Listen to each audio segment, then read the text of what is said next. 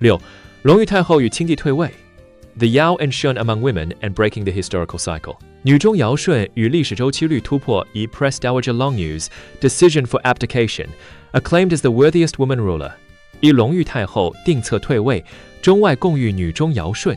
In 1912, facing the North-South peace negotiation situation, Empress Dowager Longyu overcame resistance from conservative royal clans and presided over the signing of the Imperial Abdication Edict, exchanging the honor of the imperial family for national peace and preventing the spread of civil war.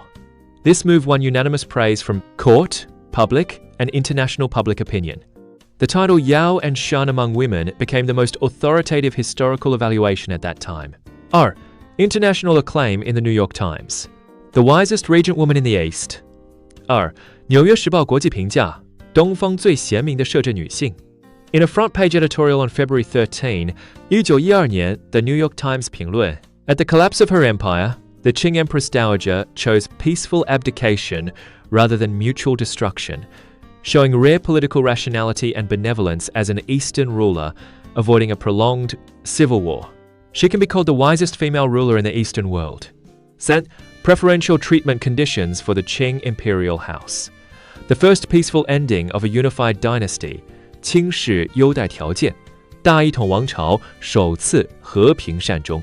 The preferential treatment conditions for the Qing imperial house reached between the North and South set a civilized precedent in Chinese dynastic change.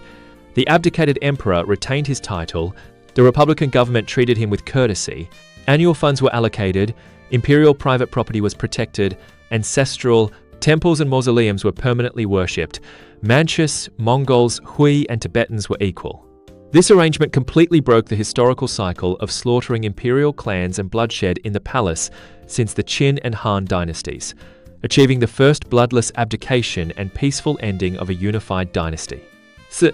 Peaceful transition of Manchu garrisons in 1911, minimal violence and the 5 races under one union. 4. 辛亥满城和平交接，极少仇杀，五族共和落地。During the 1911年 revolution, there were almost no large-scale massacres in Manchu, garrisons nationwide. Only sporadic conflicts occurred in very few places such as Xi'an and Nanjing. All other provinces handed over power peacefully, and the lives and property of Manchus were basically protected. The revolutionaries and provincial military governments pursued the 5 races under one union, explicitly protected Manchus, lifted the ban on intermarriage between Manchus and Hans, and abandoned the logic of ethnic revenge. Empress Dowager Longyu's abdication edict clearly stated that all ethnic groups shall share the republic, legally eliminating retaliatory massacres and laying the foundation for the modern concept of the Chinese nation. 1. Historical comparison 7.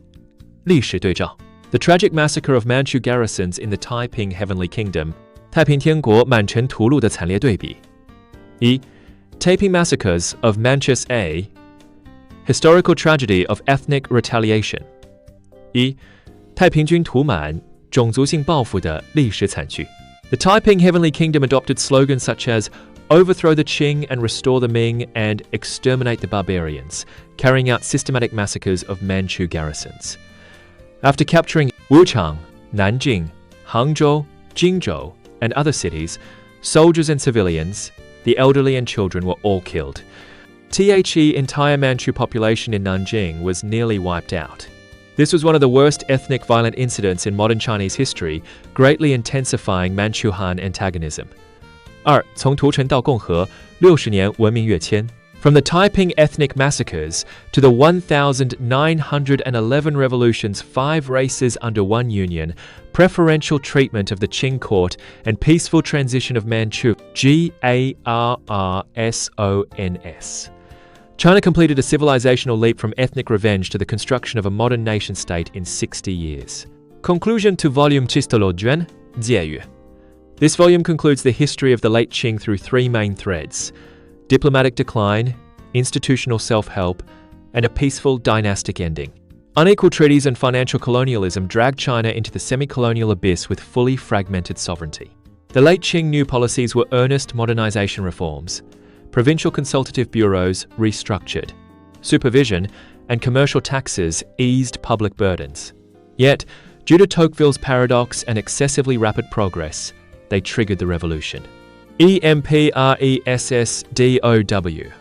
Ager Longyu presided over a peaceful abdication and won high historical praise. The preferential treatment conditions broke the cycle of dynastic violence. The Yi Revolution's 5 races under one union upgraded ethnic governance. The Qing dynasty began with earnest reforms and ended in peace, leaving behind modern legacies in constitutionalism, finance and education, as well as historical liabilities of lost sovereignty and weakened central authority. All these laid the complete historical logic and realistic constraints for the Republican-era experimentation with republicanism, constitutional gaming, provincial autonomy, and the rebuilding of central authority.